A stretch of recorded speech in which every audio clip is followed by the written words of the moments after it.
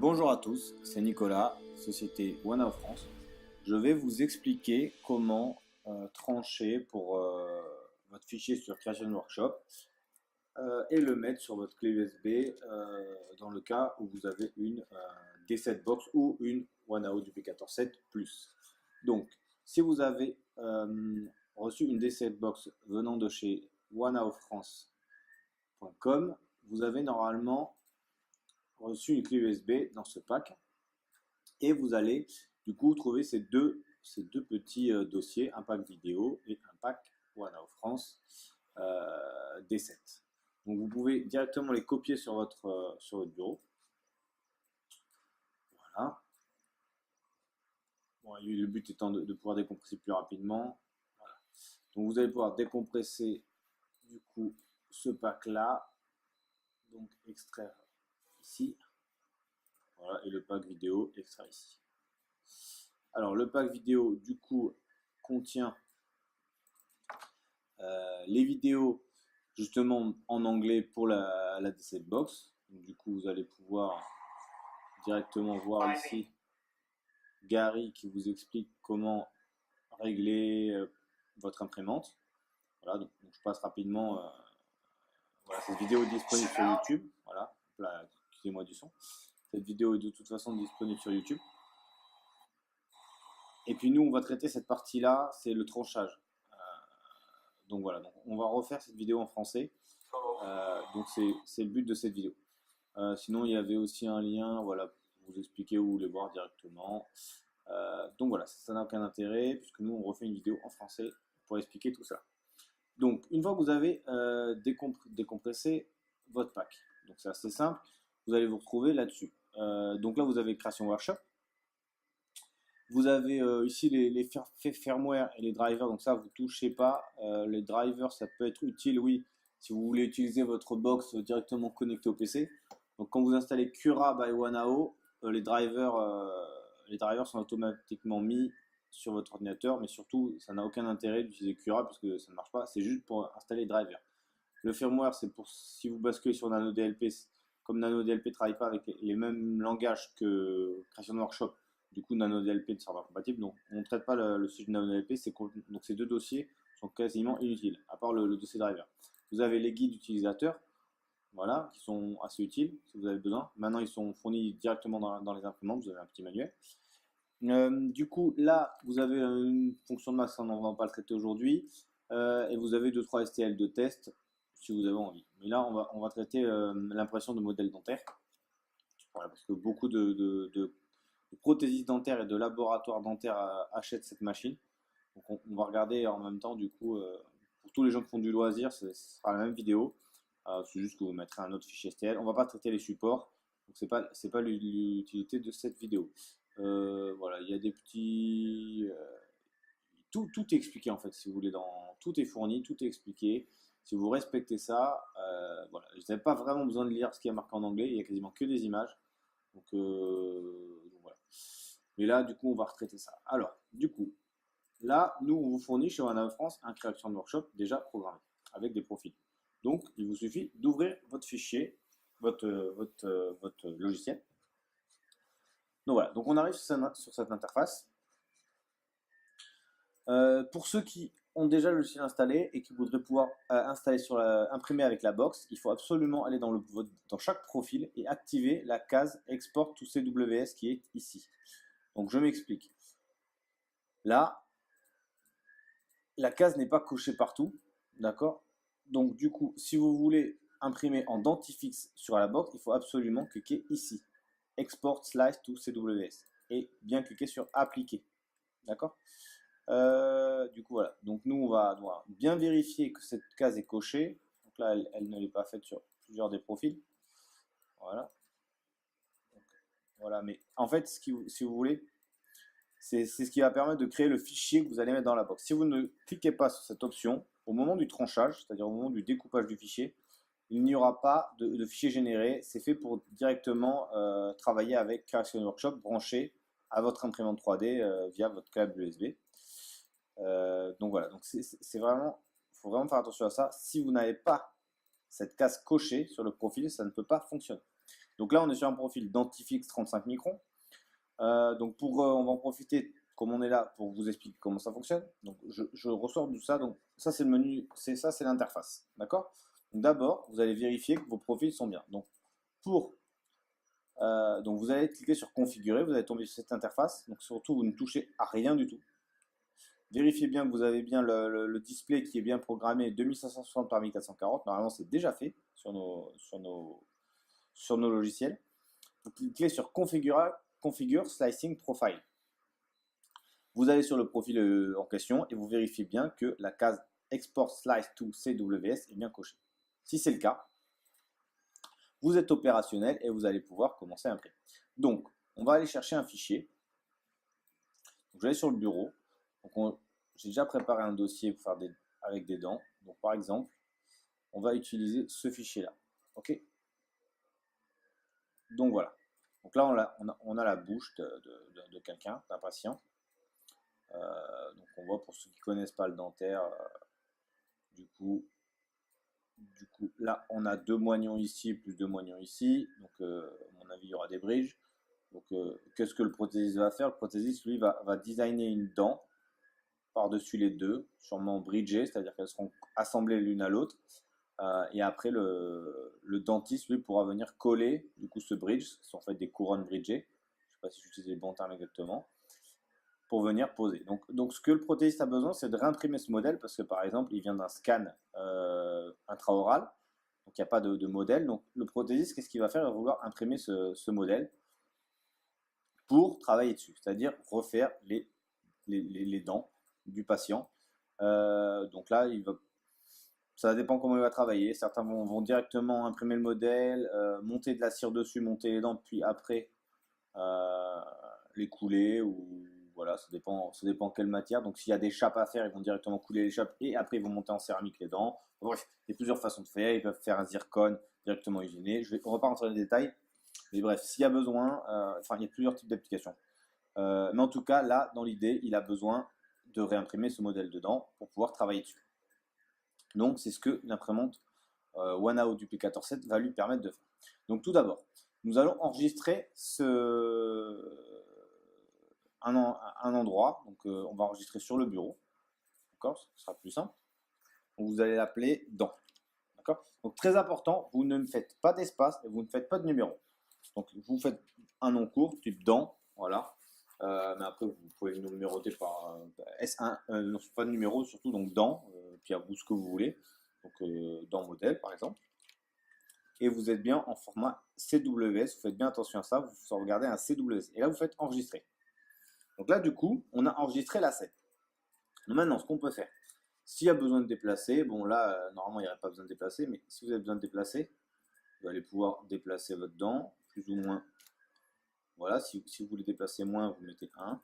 Voilà. Si vous voulez enfoncer un peu en Z, parce que vous ne voulez pas imprimer tout ça, vous pouvez directement. Alors là, le problème, ça dépend si. Ouais, il n'y a pas de palais. Donc voilà. Si vraiment vous voulez faire des économies de résine, vous pourriez être amené à imprimer comme ça, la dent. Voilà. Donc voilà, c'est possible. Alors voilà, on considère qu'on va peut-être pas du tout travailler sur la dernière dent là. 1, 2, 3, 4, 5, 6, 7, voilà. Donc si on est en dent du bas, je pense que c'est dent du haut, ouais. Donc ça serait la 17, peut-être, je sais pas. Sur la dent 17, si vous voulez pas travailler dessus, voilà, c'est pas important. Si vous avez vraiment un travail à faire, voilà, là on voit que le collet il est un peu touché.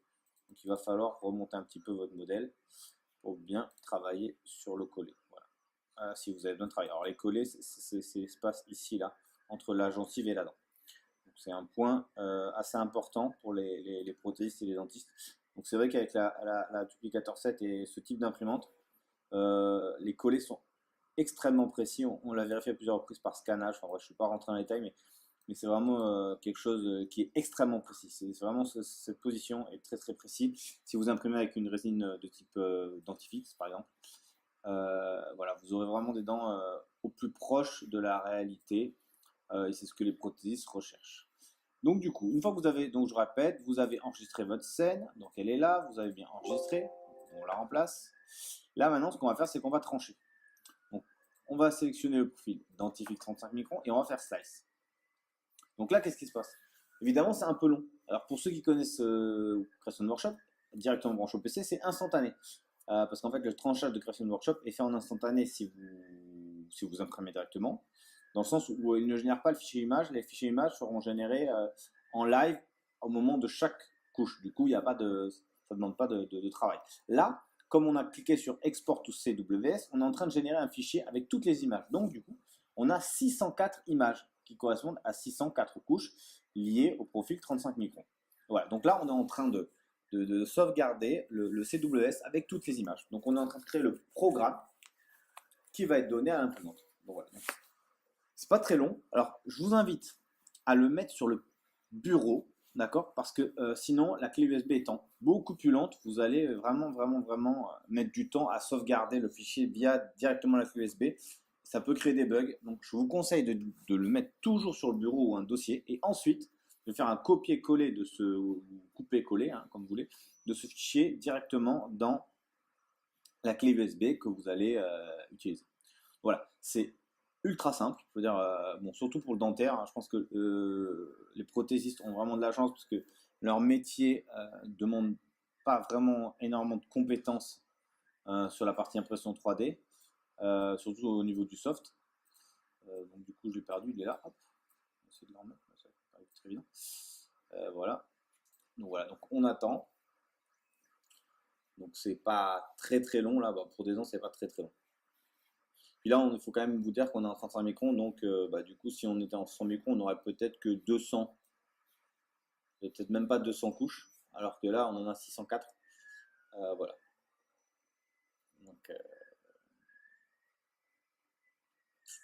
c'est bientôt fini. Je n'ai pas vraiment grand-chose à vous montrer de plus. Voilà, pour les prothésistes, il n'y a pas grand-chose à savoir de plus. Bon, là c'est un peu planté à cause du tranchage. Voilà, mais grosso modo, l'opération est terminée. Donc, c'est tout ce que vous avez à savoir pour le tranchage sur la clé. Après, voilà. Donc là, on sait qu'on va être sur 2h44. Voilà. Après, la consommation de résine, là, c'est pas forcément. Je sais pas si on peut se fier à ça, donc, parce que je sais pas si ça traite le modèle, si ça prend en compte tout ça. Donc 2h40. Donc, ce qu'il y a à retenir, vous sauvegardez. D'abord, vous vérifiez que vous avez bien le export CWS coché. Voilà. Vous enregistrez votre aide et après, vous tranchez. Voilà. Une fois que ça veut dire que c'est fini. Donc là, vous pouvez clairement fermer le logiciel. Voilà. Donc mon fichier est ici et ma clé USB, elle est là. Donc je n'ai plus qu'à faire ceci. Voilà, donc j'ai cliqué déplacer, donc ça m'a fait un copier. Et voilà, donc là j'ai mon fichier de modèle dent. Du coup, tout est programmé, donc vous avez vraiment rien à faire puisqu'on vous avait déjà programmé le profil en 35 microns chez One France. Vous n'avez plus qu'à sortir votre clé USB et la brancher sur le boîtier. Donc on va faire une petite vidéo justement pour cette partie-là et vous montrer comment ça va fonctionner. Alors, du coup, ce que je vous propose, c'est de vous expliquer du coup dans la partie 2 comment vous allez pouvoir lancer l'impression depuis votre écran. Donc moi, bon, si vous avez une D7 Plus, la question ne se pose pas, mais si vous avez une D7 avec la D7 Box, il va falloir, pour moi, dans un premier temps, j'allume toujours la machine. Voilà. L'idée, c'est d'être sûr que la machine soit bien allumée et que l'écran, au moment où il va s'allumer, puisse se connecter à la machine. Bon, ça me paraît logique. Voilà, c'est pour éviter tout problème, ou je sais pas, peut-être que ça marche dans l'autre sens. Maintenant, je préfère être tranquille. Le PC, c'est toujours pareil, ça remplace votre PC, donc votre imprimante, vous l'allumez, et après, vous demandez une connexion. Comme vous la faites manuellement, bon, la box, vous ne vous dites pas, je veux me connecter à l'imprimante. Donc, vous allumez votre imprimante, vous attendez quelques secondes, et une fois que c'est fait, vous lancez votre box. Voilà, comme ça, puisque la box, elle va venir se connecter directement à l'imprimante et vous n'avez pas moyen de savoir à quel moment elle va le faire. Donc voilà, pour éviter tout problème, je fais toujours dans cet ordre-là. C'est pas très compliqué. Là, on a la clé USB. Alors en attendant, ce que vous pouvez faire, du coup, c'est préparer votre plateau d'impression. Du coup, avec de l'alcool et des chiffons, vous allez déjà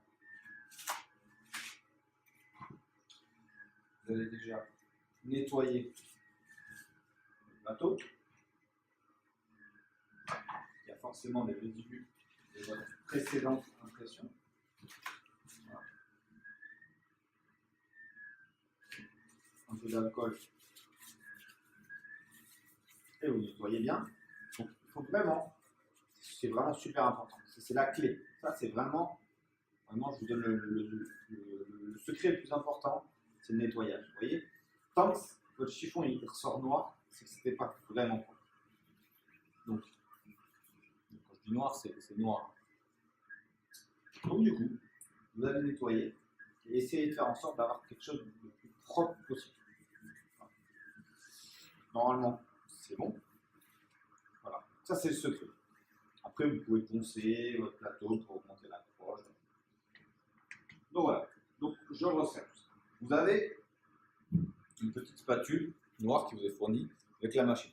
Alors, je ne suis pas super fan parce que du coup, au début, elle est propre et avec le temps, le plastique, il faudrait vraiment que vous mettiez un petit coup de cutter propre pour vraiment que ce soit nickel. C'est vraiment pas la meilleure des choses à faire. Je pense que je vais chercher quelque chose.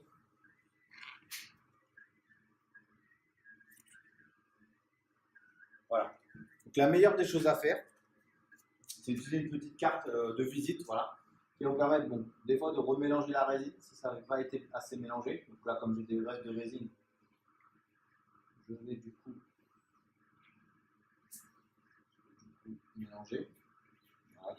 L'idée, c'est de vraiment de ne pas risquer de rayer votre fil. D'accord.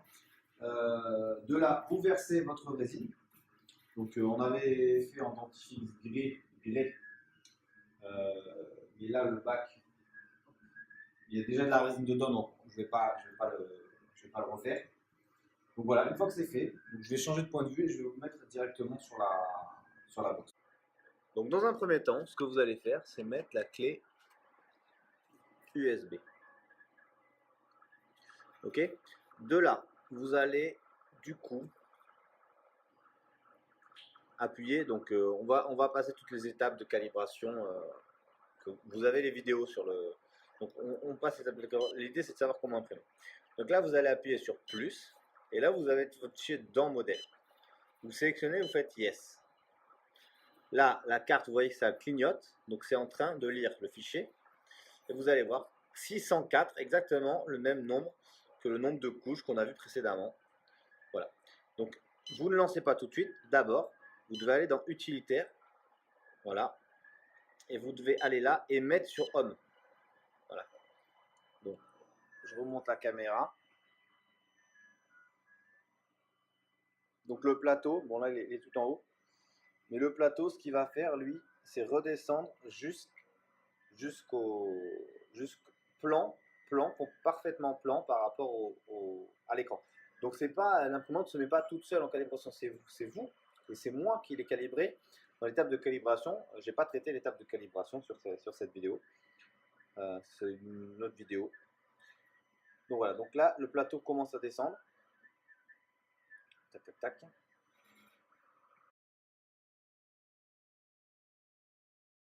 Donc voilà, donc d'abord toujours mettre votre imprimante en point 0. C'est vous qui le faites manuellement. Il n'y a pas, on pourrait l'inclure au démarrage, mais c'est pas fait.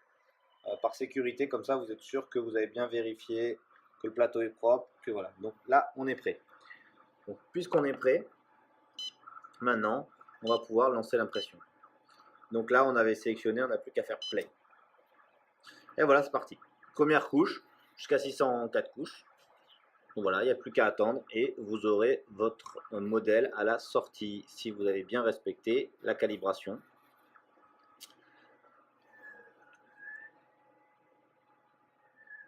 Donc voilà, l'imprimante est en marche, le fichier est en cours d'impression.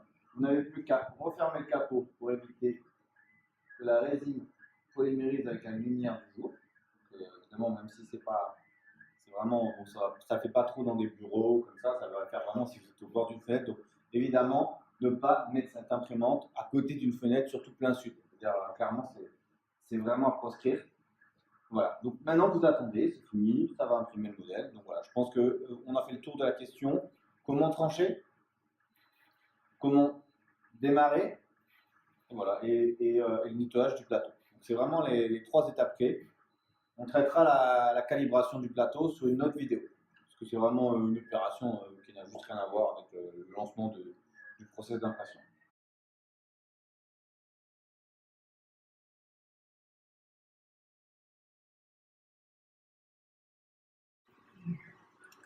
Donc voilà, l'impression est terminée.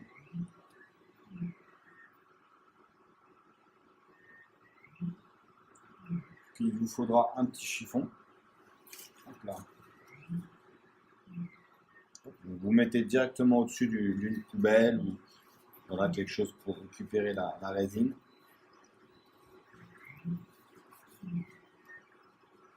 Vous enlevez le surplus tout de suite, comme ça c'est facile.